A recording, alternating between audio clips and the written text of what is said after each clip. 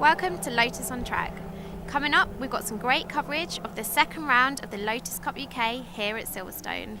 We'll also head over to Nurburgring for the first round of the Lotus Cup Europe.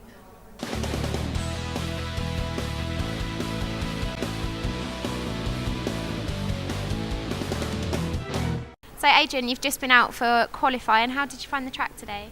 Yeah, it's all right. It was a little bit slippery in qualifying than it was this morning, but yeah, it was good. I mean, we've set the car up more for race than we have for qualifying, but putting it on pole today is it's a bonus really. Silverstone's not our ideal circuit, but it was pretty solid out there. It was just picking your way through traffic, which was the problem. But it's people have upped their game this year, so it's going to be really close. I'm looking forward to it. We're here on the grid for the Lotus Cup UK race at Silverstone. It's a bit hit and miss with the weather, so let's hope the rain holds off. Well, fantastic field of cars for the second round of the 2013 Lotus Cup UK. We've got Super Sport class runners and of course a full field of the production class cars that we see from the Lotus on Track Elise Trophy. Lotus is as far as the eye can see on the magnificent Silverstone Grand Prix circuit. This is how they line up, with Adrian Hall and Steve Guglielmi showing the front row from Marcus Jewell and Rob Fenn. Hetheringtons have seen off their problems from Snetterton. They're up in 13th, just clear of Matt Bartlett and James Knight. Dave Carr also doing well, stepping up to the Exige. Production class runners in the Elise go on forever, but Andy Napier delighted to be on the podium at Snetterton. He lines up 27th today. Stuart Plotnick uncharacteristically lowly in the order in 30th position. Great to see Donald Cannard back behind the wheel of a Lotus as he shares the row with Paul Baker. Mike Vase also a long way down in 40th. Seth Walpole completes the 41 car field. It's a rolling start, of course, in the Lotus Cup UK as the pack pace themselves through Woodcote Corner. The lights about to flash to green, and then we'll go racing here at Silverstone as away we go now. And who's got the jump from the line? And it's the white Exige of Adrian Hall, number 73, who sprints clear of Steve Guglielmi. Also well away is the bright orange 211 of Marcus Jewell as they pitch into Copse Corner for the first time. The Elise Trophy cars cleanly through as well. There's Paul Baker just picking his way around the outside of Donald Cannard as they accelerate on towards Maggots, where it's Adrian Hall who has got the advantage over Marcus Jewell. Jewell coming under a lot of pressure from Steve Guglielmi as the field snake their way through Beckett's good battle as well, shaping up into production class. Andrew Wright and Adam Gore. There's David Harvey in his 340R. Mard in the midfield is accelerating down the hanger straight for the first time, consulting his mirrors. Adrian Hall with good reason, because Marcus Jewell is bobbing and weaving all over his tail. Also moving up into third, Andrew Bentley in the Evora. So Bentley going well. Here's the battle for the lead to production class. It's the blue machine of Adam Gore, number 9, who dives to the inside of Andrew Wright. And will he snatch the advantage? Wright was on the podium at Snetterton, where Gore was a retirement. It looks as if Adam Gore's gone through there. Andrew Bentley also trying to make the move on Marcus Jewell into club, as we look at Simon Deacon, who's all over the tail of Steve Guglielmi. Gives him a little bit of a love tap, with good reason, because he's got Rob Fenn and Steve Train right in his tail as well.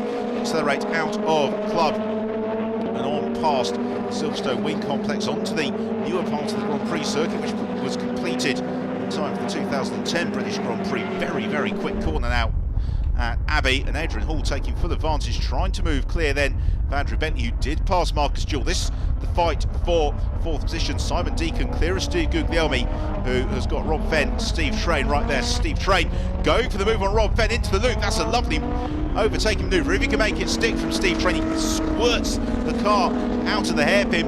I think as they head through entry onto the Wellington Straight, it might just be Rob Fenn who's got a little bit more in terms of momentum, because Steve Train was so anxious to accelerate out of the loop. The car just spinning up on the exit, but no, Train goes through in the 211, takes the place away from Rob Fenn. And certainly many people feel that this year's Lotus Cup UK Championship could well be decided between the pair of them. Steve Train, the reigning champion, Rob Fenn has got pace and abundance.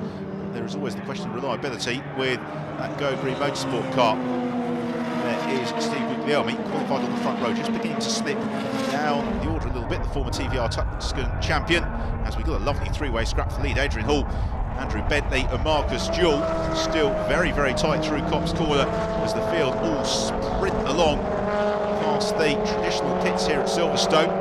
Where is our production class battle for the lead? It's Andrew Wright who's still just clear of Alan Core, the pair of them having a lovely battle. And we've also got Doug Setters, who is coming up through the field as well. He's on the tail of Ben Brooks. As the race leaders, meanwhile, accelerate through Chapel Curve.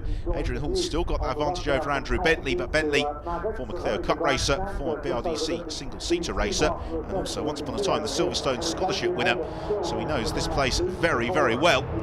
Still side by side between Rob Fenn and Steve Train, and it's Train who once more keeps his nose clear, so Rob Fenn sandwiched between the two 11s.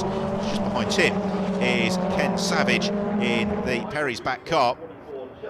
And a change for the race. Andrew Bentley's gone through past Adrian Hall, so it's Bentley who now leads the way in the Evora as Rob Fenn dives back to the inside of Steve Train into Vale, gains the place, and Rob looking to make amends. What in the end transpired to be a fairly disastrous start to the season. It's necessary because Rob was by far the fastest driver of the weekend, just the reliability, and the race didn't fall quite in his favour.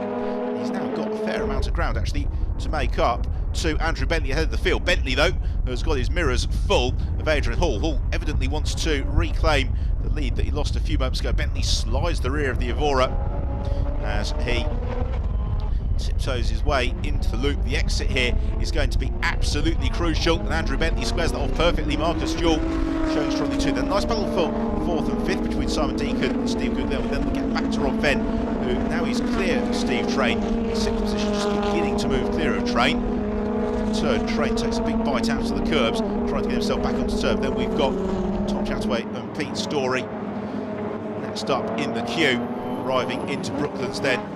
Nurburgring Motorsport car always immaculately prepared by John Danby Racing, as further down the field, a spin for Clive Willis. He rejoins. Adrian Hall pushing very, very hard to get back onto terms with Andrew Bentley. Likewise, Steve Guglielmi and Simon Deacon almost nose to tail. About Marcus Jewell, he's looking to the inside of Adrian Hall here, and he's going to go through, and that's nicely opportunistic driving from Marcus Jewell. He's always gone well here on the Silverstone Grand Prix circuit, remember him. And James Knight had some good battles in the Lotus Track Elise Trophy a couple of years ago. Talking of the Lotus Track Elise Trophy, a change to the lead in the production class is Adam Gore, who's back through with Andrew Wright. Third in the class at the moment is Martin Wills. David Harvey in the 340R, who was so competitive at Snetterton, trying to elevate himself up through the field. Ben Brooks has very much become part of this battle, lead of the production class. Brooks sporting the novice cross the rear of the car, which would suggest that he has got very, very little race experience under his belt, so doing well to be far up the order. Leading trio through, no change in the order. Still Simon Deacon holds off Steve Guglielmi, but a pair of them being caught by Rob Fenn. They've got the 2 11s of Train and Savage in attendance.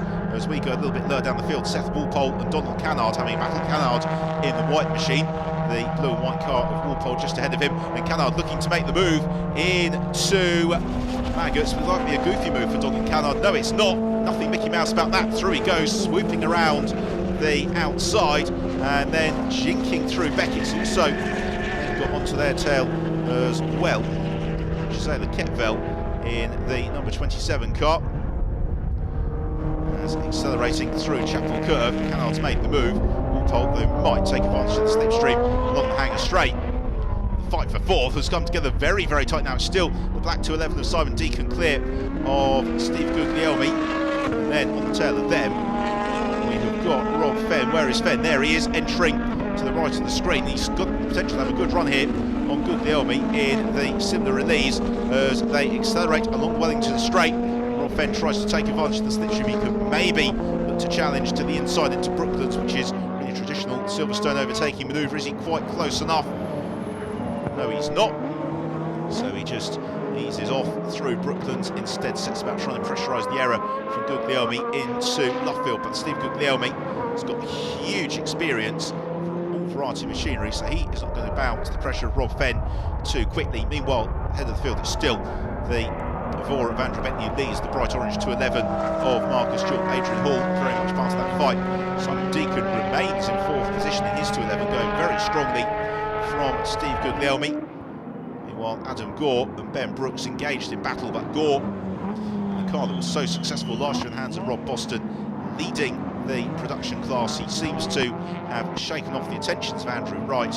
He's now suddenly about getting his head down and trying to pull clear. He heads around Luffield and sprints on towards Woodcote. There's Andrew Wright, a couple of places back behind Doug Setters. It's as though effervescent competitors within the Lotus Cup UK, and generally Doug's son Chris, can be relied upon to drive that car well up into the top 10 in the second half of the race. Brooks still withstanding Adam Gore, and this is the beauty of Lotus Cup UK. You've got all sizes and shapes of Lotus, as demonstrated by the fact you've got the Evora from the 211, from the Exige in the top 3 positions in the race. And Andrew Bentley just beginning to move clear of Marcus Jewell here. Jewell has got Adrian Hall in his tail, having to contend with him. Further back, fantastic scrap going on within the production class. It's Phil Stratton-Lake in the British Racing green car, who's looking to try and make a little bit of ground, accelerating on towards Maggots. This is the man they're trying to chase down, Adam Gore, because to explain, there are 2 separate championships within Lotus Cup UK. There's the Supersport Championship, which is for the 211s, the Evoras, the Exige and the Lotus Overclass, then the Production Championship as well. The points, we'll find out how they'll be decided shortly, because now we're going for a break. Join us in a couple of minutes.